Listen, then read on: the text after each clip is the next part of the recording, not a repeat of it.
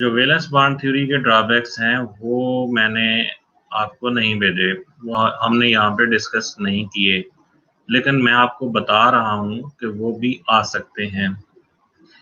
Points हमने सारे discuss किए हैं। तो नेक्स्ट जो है मॉलिक्यूलर ऑर्बिटल थ्योरी है, ये जो भी हम पढ़ रहे हैं, ये आज हम इसे कंप्लीट करेंगे। इसमें आपको भी स्ट्रक्चर ड्रा करने आएंगे। अच्छा, अब ये जो मॉलिक्यूलर ऑर्बिटल थ्योरी है, ये बेसिकली इसमें 3 तरह की चीजें हैं। ये वो स्लाइडें हैं जो हम डिस्कस कर चुके हुए हैं। ये इसमें बताया गया था कि मॉलिक्यूलर ऑर्बिटल थ्योरी क्या होती है। Linear combination of atomic orbital से मॉलिक्यूलर ऑर्बिटल बनते हैं, उसमें से हम बॉन्ड ऑर्डर निकालते हैं। एक इसमें एंटी बॉन्डिंग टाइप के मॉलिक्यूलर ऑर्बिटल बनते हैं, बॉन्डिंग टाइप के भी बनते हैं। ये आप यहाँ पे देख सकते हैं एंड टू एंड ओवरलैप में। ये जो इनर लैब है, इनर लॉब है, ये वाली पीएक्स या पीएक्स, दोनों पीएक्स की, ये इसका साइज बढ़ जाता है और ये कंबाइन होते वक्त ये वाली लॉब है, इसका साइज जो है वो कम हो जाता है। ऐसे यहाँ पे डिस्ट्रॉय होते हैं, ये इनर में कम होता है, आउटर में बढ़ता है। ये आपको ड्रा करनी आनी चाहिए। ये पिक्चर जो मैं यहाँ पे आपको डिस्प्ले में शो कर रहा हूँ, ये आपको ड्रा करनी आनी चाहिए। ये वो सारी कीमती चीजें हैं जो आपको पेपर में, अब चूंकि हमारा फेस टू फेस नहीं हुआ, इस वजह से इसको मैं डिटेल में दोबारा भी आपको बता रहा हूँ कि ये चीजें आपको आनी चाहिए। जैसे अभी यहाँ पे P Y and side to side overlap show हो रहा है। एंटी बॉन्डिंग में यहाँ पे नोड बन रहा है, नोड जगह होती है। यहाँ पे probability of finding the electron minimum है। यहाँ पे डिस्ट्रॉय हो रहा है, यहाँ पे जो ऊपर वाली लोब भी आपस में ये यहाँ पे कंबाइन हो रही है, नीचे वाली भी कंबाइन हो रही है, तो ये शेप बन रही है। ये शेप आपको बनानी आनी चाहिए। उसके बाद ये स्ट्रक्चर थे, ये यानी मॉलिक्यूलर ऑर्बिटल थ्योरी की एप्लीकेशन है। पीछे मैंने इसके ना रूल्स डिस्कस किए हैं, ये तकरीबन 8 रूल हैं जो यहाँ पे डिस्कस हुए हैं। इसमें मुख्तलिफ बातें की गई हैं, वो सारी बातें कीमती हैं। इसमें जो 8वां रूल है वो हेट्रो एटम के लिए था। ये थ्योरी जो यहाँ से स्टार्ट हो रही है, इसकी एप्लीकेशन स्टार्ट हो रही है, तो ये H2 जो है ना, ये डायटॉमिक मॉलिक्यूल है, यानी 2 एटम्स से मिलकर बना हुआ है। और ये होमो एटम है, मतलब एक जैसे एटम है, यानी दोनों हाइड्रोजन हैं। यहाँ पे हीलियम, फिर हीलियम का आयन भी है, फिर हमने लिथियम, बेरिलियम को डिस्कस किया, नाइट्रोजन को डिस्कस किया, N2 को, O2 को डिस्कस किया। ये सारे जो थे ना, N2, O2, ये वो सारे मॉलिक्यूल हैं, इंपॉर्टेंट है। ये आपने इक्वल लेवल पे ड्रा करना है। ये जब भी अगर आपको पेपर में ये डायग्राम कही जाती हैं, तो आपने बिल्कुल इनको इक्वल लेवल पे, ये देखें, ऐसे ही ड्रा करना है। फिर आपने इसको ऊपर शिफ्ट करना है और इसके लेवल पे, यानी ये दोनों का लेवल राइज होना, शो होना, आप उसमें जो ड्रा करेंगे तो ये आप इसमें क्लियर होगा कि ये दोनों का लेवल जो है वो यहाँ पे राइज हो रहा है। ये देखें, ये वाला जो है ना, ये यहाँ पे चला गया और ये भी थोड़ा ऊपर चला गया। ये दोनों आपने शो करने हैं कि ये नीचे जा रहे हैं, और इसकी रीजन भी लिखनी है, और रीजन मैंने यहाँ पे लिखी हुई है पॉइंट नंबर 9 में। तो ये बहुत इंपॉर्टेंट चीजें हैं, इनको इग्नोर बिल्कुल नहीं करना कि ये जो होमो न्यूक्लियर डायटॉमिक मॉलिक्यूल के लिए ये कंडीशंस लगती हैं। अच्छा, इसमें ईच एंड एवरी स्लाइड आपके लिए इंपॉर्टेंट है, जो थ्योरी के हवाले से है। जो स्ट्रक्चर्स है ना, स्ट्रक्चर्स, हो सकता है मैंने जो आपको करवाया है उससे मिलता जुलता कोई और स्ट्रक्चर आ जाए, वो ना आए। सारी बात है, एप्लीकेशन में आपको खुद से चीजें भी करनी होती हैं।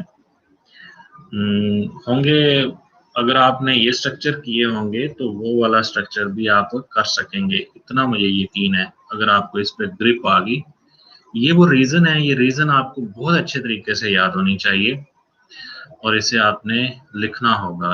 ये रीज़न जब आप लिखेंगे तो साथ ये पिक्चर लाज़मी ड्रा करेंगे ताकि आपको नंबर पूरे मिल सकें। अगर आपने ये पिक्चर ड्रा नहीं की, सिर्फ ये रीज़न लिख दी, तो आपको नंबर पूरे नहीं मिलेंगे। या आपने सिर्फ पिक्चर ड्रा कर दी और रीज़न ना लिखी तो फिर भी मुश्किल हो जाएगी। नेक्स्ट में ये वाला जो टेबल है, ये तो एक आपकी इंफॉर्मेशन के लिए है कि आपने कि सारी जो इसमें डायटोमिक मॉलिक्यूल हैं, जो एक जैसे हैं। अभी आप लोग इस वक़्त 34 हैं, तो यानी मेरे समेत 33 आप लोग हैं, तो मैं ये अटेंडेंस आप लोगों की ले रहा हूँ। अच्छा, अटेंडेंस जिन लोगों की कंप्रोमाइज़ हो रही होगी ना, वो मैं आपके सीआर को बता दूँगा आखिरी क्लास के बाद कि वो ये लोग हैं जिनकी अटेंडेंस शॉर्ट हो रही है। उनका कोई सॉल्यूशन निकाल लेंगे, क्योंकि बाज़ औक़ात ये होता है नेट का इश्यू है, डिस्कनेक्ट हो जाता है, आप लोगों को इलेक्ट्रिसिटी का प्रॉब्लम भी है, बिजली चले जाती है और मसाइल भी हैं, तो इस चीज़ को कंपनसेट किया जाएगा अटेंडेंस वाले मामले को।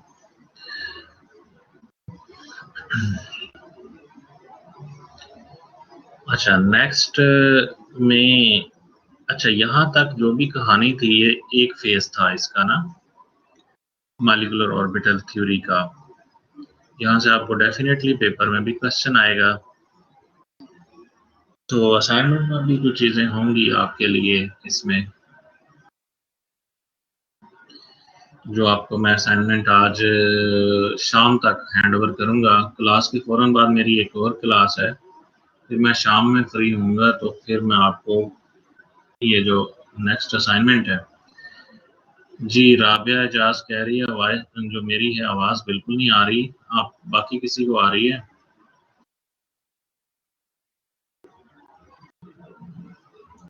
अच्छा, ये हो सकता है उसका अपना नेट में कोई इश्यू हो। ये मेरे लेक्चर को आज आपने गौर से सुनना है, ये बड़ी कीमती बातें हैं, अगर आप इस पे अमल नहीं करेंगे तो आप हो सकता है आप पास ना कर सकें पेपर। अच्छा, इसमें ये जो डायटोमिक स्टेटस यहाँ पे मॉलिक्यूल्स का दिया गया है, ये मुख्तलिफ़ किस्म के मॉलिक्यूल्स हैं जो सारे के डायटोमिक हैं, बल्कि आप इसमें देख लें कि ये पीरियड आपका जो है ना 2 पीरियड 2 जो है उसमें सारे एलिमेंट तकरीबन शामिल हैं। तो उनके बारे में बताया गया है कि यहाँ पे एस और पी की इनमें मिक्सिंग होती है, इनमें मिक्सिंग नहीं होती। यानी सिग्मा का सिग्मा 2p का स्टेटस चेंज हो रहा है यहाँ जहाँ पे मिक्सिंग हो रही है, ये ऊपर शिफ्ट हो गया है, यहाँ पे सिग्मा 2p जो है वो अपनी जगह पे मौजूद है। ये सिग्मा 2p है जो अपनी जगह पे मौजूद है। इन वाले लाइटर मॉलिक्यूल में सिग्मा 2p ऊपर शिफ्ट हो गया है। ये वो सारी बातें थी जो हमने पिछली दफ़ा डिटेल में डिस्कस की थी, अब मैंने ओवरव्यू दी है। आगे जो दूसरा फ़ेज़ स्टार्ट हो जाता है मॉलिक्यूलर ऑर्बिटल थ्योरी का, इसमें था डायटोमिक मॉलिक्यूल तो हैं, लेकिन हैं हेटेरो एटम वाले। अब यहाँ पे मैंने सिर्फ़ 2 एग्ज़ाम्पल्स हैं जो डिस्कस की हैं, लेकिन इसके अलावा भी पेपर में आपको आ सकती हैं। नाइट्रिक ऑक्साइड मैंने यहाँ पे डिस्कस किया है। ये आपने एक तरफ नाइट्रोजन एटम अगर आपको कोई 2 एटम आ जाते हैं, तो आपने ये ज़हन में रखना है कि आपको उनका इलेक्ट्रॉनिक कॉन्फ़िगरेशन आना चाहिए और आपने उनकी वैलेंस जो शेल वाली डायग्राम है, वो बनानी है। 1s को ड्रा करने की कतई ज़रूरत नहीं है। आप सिर्फ़ 2s और 2p को ड्रा करेंगे। ये आपने ज़हन में रखना है कि जो आपका इलेक्ट्रोनेगेटिविटी के हवाले से जिस जिसकी इलेक्ट्रोनेगेटिविटी कम है दोनों में, यानी ये डायटोमिक है ना, ये 2 एटम हैं, उनमें से एक एटम की इलेक्ट्रोनेगेटिविटी कम होगी, दूसरे की ज़्यादा होगी। जो ज़्यादा वाला है, इसको आपने एनर्जी एक्सिस के हिसाब से नीचे ड्रा करना है, यानी कम एनर्जी पे इसे शो करना है।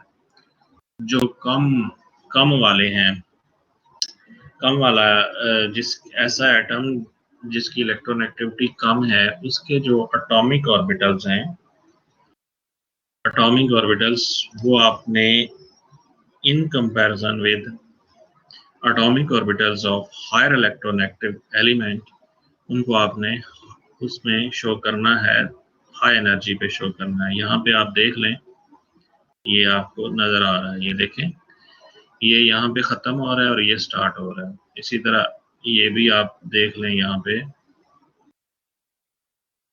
अगर आपने इन दोनों को इक्वल लेवल पे ड्रा कर दिया गलती से,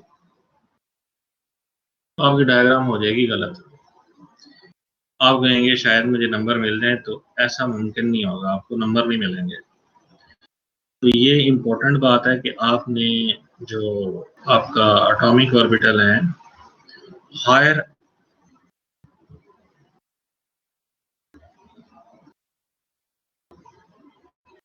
सिग्मा पाई बॉन्ड ऊपर नीचे, यार ये पिछली दफा मैंने बहुत अच्छे तरीके से एक्सप्लेन किया था। ये मोहम्मद उसामा साहब कह रहे थे।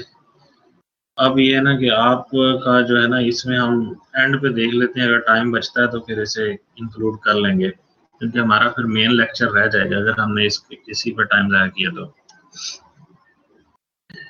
अब ये है कि यहाँ पे 2p जो है ये और ऑक्सीजन का है, यहाँ पे ये 2p नाइट्रोजन का है। आपने इसमें ये देख लिया कि दोनों को आपने एक लेवल पे गलती से कभी भी एक लेवल पे ड्रा नहीं करना, ये बात आपने पहली ज़हन में रखनी है।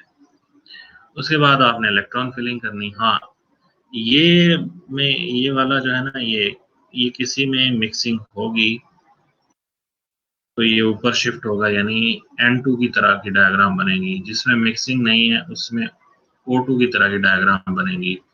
लेकिन अगर आप इसको ऊपर नीचे ड्रा करते हैं और आपको कोई अननोन हेटेरो एटम आ जाते हैं, तो मैं उसे कंपनसेट करूंगा, क्योंकि अब आपको जब तक आप प्रैक्टिस नहीं करेंगे, आपको ये आइडिया नहीं बनेगा कि ये जो वाला 2p, ये वाला 2px वाला है, इसको किस हेटेरो एटम में इसे ऊपर जाना है, किस में नीचे जाना है। इसलिए इसे मैं कंपनसेट करूंगा। यहाँ नाइट्रोजन ऑक्साइड के मामले में मिक्सिंग हो रही है, ये सिग्मा 2px ऊपर शिफ्ट हो गया है। तो बाज़ औक़ात ये कार्बन मोनोऑक्साइड वाले में ये मामला नहीं होता, उसमें ये नीचे रहते हैं, ये नीचे रहता है सिग्मा 2px कार्बन और ऑक्सीजन में, तो वहाँ पे मिक्सिंग नहीं होती, क्योंकि S और P का वहाँ पे जो डिफरेंस आता है वो ज़्यादा होता है, और NO के केस में S और P का जो डिफरेंस है वो कम है, इस वजह से मिक्सिंग हो जाती है। लेकिन इस बात को मैं कंपनसेट कर लूँगा, यानी आपको इसमें जो है वो क्रेडिट मिल जाएगा अगर आपने ये ऊपर ड्रा किया है या नीचे, लेकिन सिर्फ और सिर्फ हेटेरो एटम्स में, और वो भी अननोन में। यानी अगर NO आता है फिर आप इसको नीचे ड्रा करते हैं तो आपको नंबर नहीं मिलेंगे। HF मैंने यहाँ पे एक एग्जांपल ली है, उसमें तो खैर ऐसा मामला नहीं है। तो लेकिन कोई अननोन हेटेरो एटम में डायटोमिक मॉलिक्यूल आ जाता है, तो आपको ये नहीं पता चलता कि इसको हमने नीचे ड्रा करना है या ऊपर, तो उसको मैं कंपनसेट करूंगा। लेकिन इस बात को नहीं करूंगा जो मैं बता रहा हूँ कि हायर इलेक्ट्रोनेगेटिव जो एलिमेंट है उसके जो एटॉमिक ऑर्बिटल हैं वो ज़्यादा स्टेबल होते हैं, उनकी एनर्जी कम होती है, और जो लेस इलेक्ट्रोनेगेटिव एटम के एटॉमिक ऑर्बिटल हैं उनकी एनर्जी ज़्यादा होती है। तो ये बात इनको आपने इक्वल लेवल पे कभी भी ड्रा नहीं करना। नेक्स्ट में ये आपको आयन का स्ट्रक्चर भी आ सकता है, ये मैंने प्रैक्टिस में कि NO+1 का स्ट्रक्चर ड्रा करें, तो ये आपको ड्रा करना आना चाहिए। तो इसकी आपने प्रैक्टिस करनी है। अगर ना हुआ आपसे तो फिर इसे मैं देख लूंगा, ये असाइनमेंट में भी है। सर इसमें एक कंफ्यूजन आ रही है सर, ये नाइट्रोजन और ऑक्सीजन में हम कहते हैं सर जो हाफ फिल्ड होता है वो ज़्यादा स्टेबल होता है, और जो ज़्यादा स्टेबल होगा सर उसकी एनर्जी कम होगी या ज़्यादा होगी? नहीं, यहाँ पे ना आपकी इलेक्ट्रोनेगेटिविटी का मसला है। आपका जो ऑक्सीजन वाला है, ऑक्सीजन वाला, उसकी इलेक्ट्रोनेगेटिविटी ज़्यादा है, उसके जो वैलेंस इलेक्ट्रॉन्स हैं वो ज़्यादा न्यूक्लियस के करीब होते हैं। आपने एटॉमिक साइज़ नहीं देखा? ऑक्सीजन का काम छोटा होता है, नाइट्रोजन का एटॉमिक साइज़ बड़ा होता है।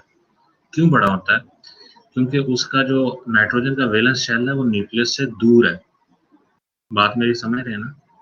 और ऑक्सीजन में क्यों छोटा होता है? ऑक्सीजन का जो वैलेंस शेल है वो न्यूक्लियस के करीब है। तो करीब होने से उसका जो एटॉमिक साइज़ है वो छोटा है।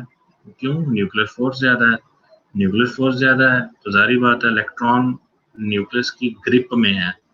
जब ग्रिप में है मतलब उनकी इलेक्ट्रॉन की एनर्जी कम है। जस्ट आपने यहाँ एनर्जी के हिसाब से इनको ड्रा करना, ठीक है ना? इलेक्ट्रॉन को एनर्जी के हिसाब से ड्रा करना है। वो आयोनाइजेशन एनर्जी वाली बात है जो आप कर रहे हैं।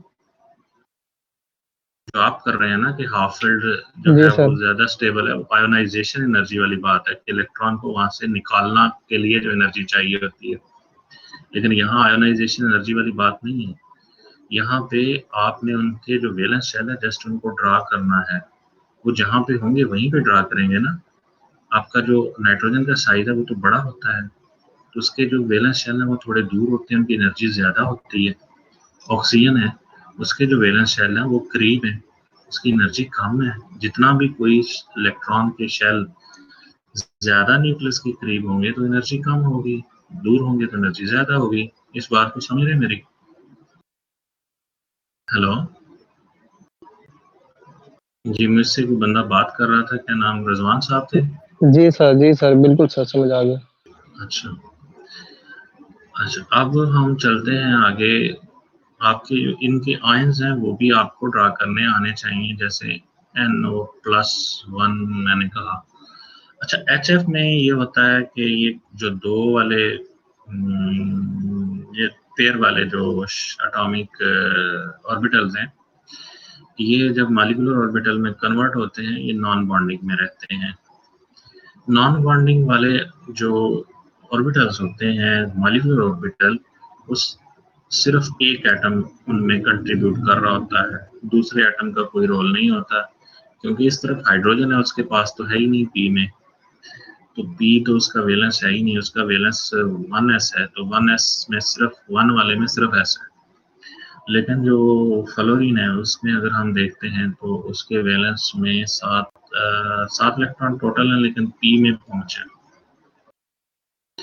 अब पी में जो 5 है उनमें से एक जो है वो नीचे आ जाता है, इसके साथ बॉन्ड बना लेता है, बाकी ये वाले जो है नॉन बॉन्डिंग में चले जाते हैं।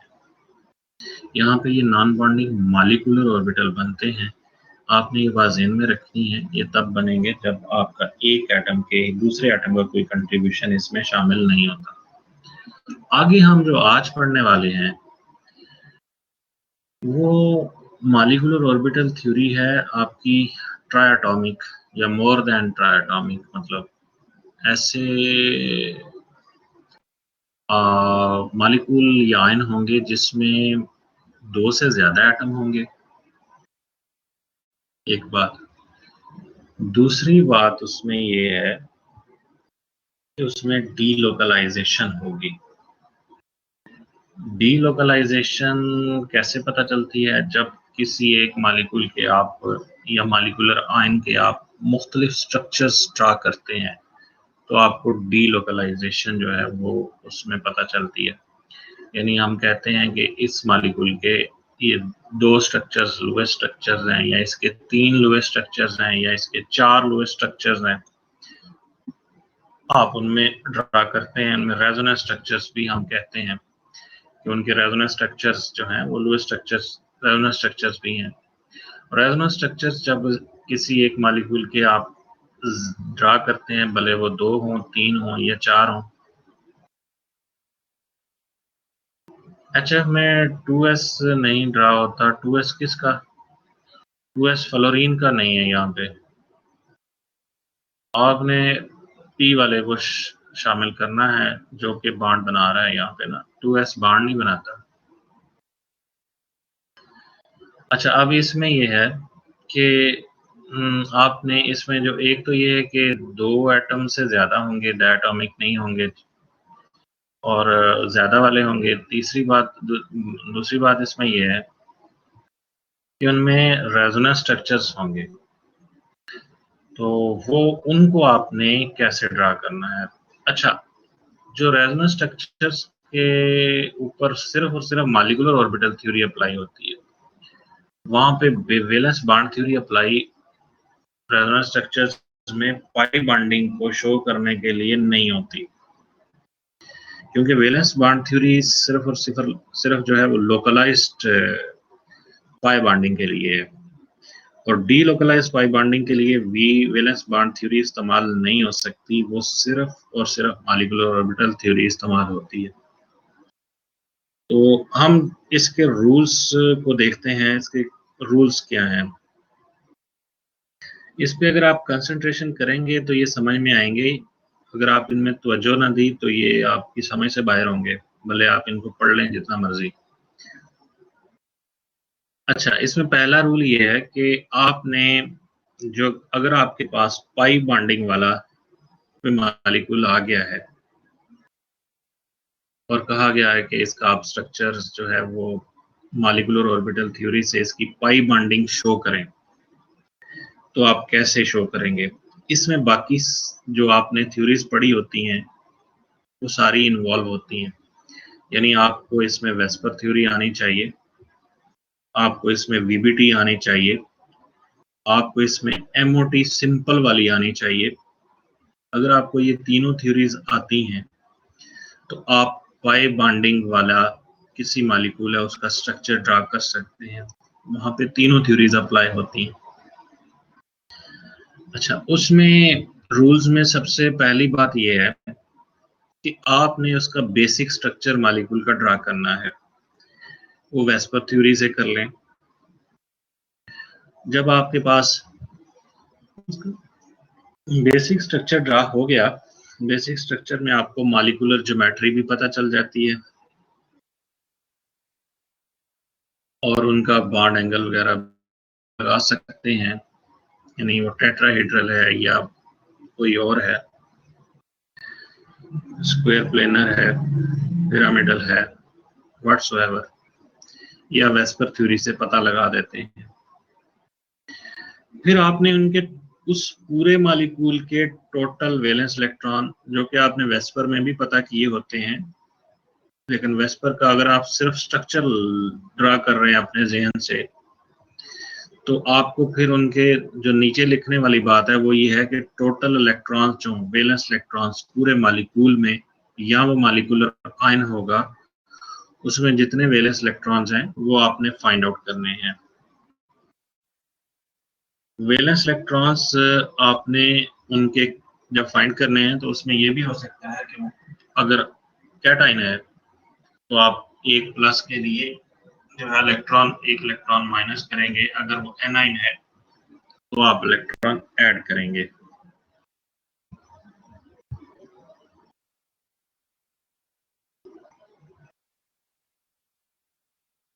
अच्छा, उसके बाद ये है कि आपने ये करना है कि सिग्मा बॉन्ड के इलेक्ट्रॉन्स पता कर लेने हैं और फिर लोन पेयर्स पता कर लेने हैं। लोन पेयर्स को और सिग्मा बॉन्ड के इलेक्ट्रॉन, लोन पेयर कौन से, सेंट्रल एटम नहीं है सिर्फ इसमें, जैसे आप वेस्पर में सिर्फ सेंट्रल एटम फोकस करते हैं, यहाँ पे आपने सिर्फ सेंट्रल एटम को नहीं देखना, आपके जो टर्मिनल एटम्स हैं उनके लोन पेयर भी होंगे, तो सारे लोन पेयर्स आपने जमा करने हैं, उन सबको आपने सब्ट्रैक्ट कर देना है टोटल इलेक्ट्रॉन काउंट से, टोटल वैलेंस इलेक्ट्रॉन काउंट से। मसलन आपके पास आ गए हैं 24, let's suppose total valence electron है 24। आपने जो सिग्मा बॉन्ड के इलेक्ट्रॉन है, ये वाले सिग्मा बॉन्ड, ये मैं कह रहा हूँ, ये सिग्मा बॉन्ड के जो इलेक्ट्रॉन हैं और साथ उसके जो लोन पेयर के इलेक्ट्रॉन हैं, वो हम कहते हैं अगर वो 20 आते हैं तो आपने ये करना है कि 24, ये मैं एक हाइपोथेटिकल फिगर ले रहा हूँ, 24 में से 20 आते हैं अगर, तो आपने इसमें से माइनस करने हैं, आपके पास जो बाकी इलेक्ट्रॉन बचेंगे वो 4 इलेक्ट्रॉन्स, वो होंगे पाई बॉन्डिंग वाले इलेक्ट्रॉन्स। यानी डीलोकलाइज बॉन्डिंग में सबसे पहला काम ये है कि आपने पाई बॉन्डिंग वाले इलेक्ट्रॉन, इसमें कितने इलेक्ट्रॉन